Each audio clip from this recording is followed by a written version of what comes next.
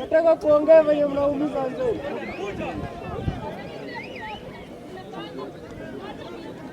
Oya, ngeni ngumu pia.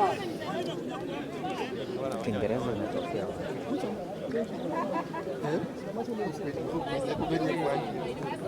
Kwa majina mimi ni Elias, team manager Kakuma United. Game ya leo haikuwa rahisi vile. Tumejiandaa vya kutosha na tumecheza ili tunaweza kucheza. Lakini haikuwa kwa upande wetu siku ya leo, kwa hivyo tunakubali matokeo na sio mwisho wa safari, bado tunarudi nyuma. Tujiandae tuweze kumsonga next season tukiwa vizuri. Mchezo huu ulikuwa mchezo poa. Ni bahati ya Musti. Naweza sema ni hali ya game.